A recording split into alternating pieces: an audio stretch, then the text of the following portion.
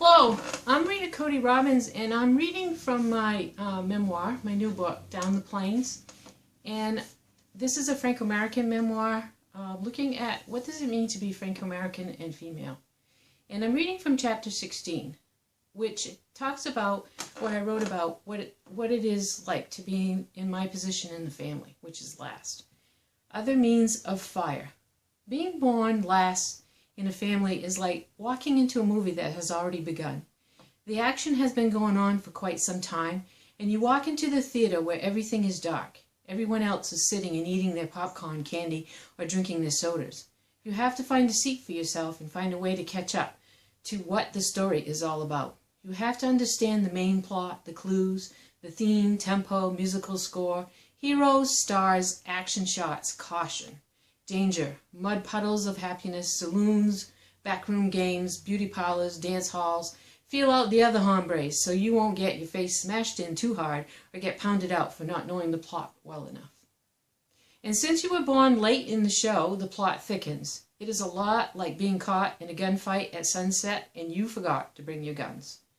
Family life will do things to you, harm you, scar you, scare you, salvage you, contain you, confine you, define you.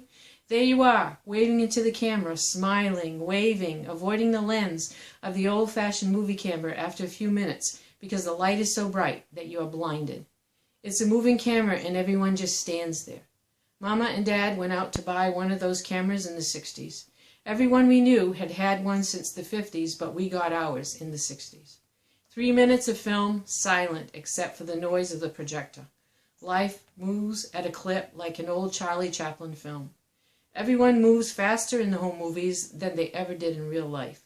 There I am at age 13, the gift table hostess at the silver anniversary party. Dad had to be released from Utterback Hospital. He was suffering from depression. He could have gone to the state hospital for nervous breakdowns, but he wanted to go to the private hospital.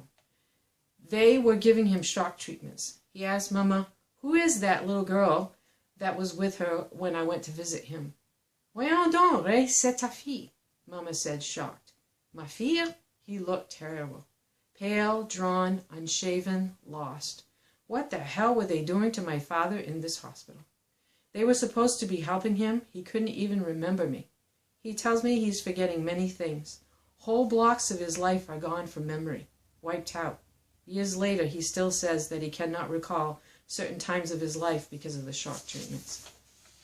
The waiting room at the hospital is dark and dingy, shades drawn to keep the view out. The outside world is a non-entity. We cannot go to see him in his room, but we must wait for him to be brought to us in the visitor's room. They bring him in, and I'm happy to see him until he says to my mama, pointing to me, "Who is she?" I know what it's like to be forgotten, but not remembered is worse. I was 13 and he came home for the silver anniversary party. He kisses her. He looks like a killer. He hates the party and all those people. He is happy to get away at the end of the day, to go back to the hospital, away from all those people and the noise. For years afterwards, I polished the silver they received at the party. Some of it is real silver, and it takes me a long time to polish the crevices. I think of the home movie of the party. I wish he would have shaved closer. He always had a 5 o'clock shadow. Thank you for listening to this trailer to my book, and I hope that you consider purchasing a copy. It is available through bookstores, through my website, and also at Amazon.com. Thank you, and have a nice day.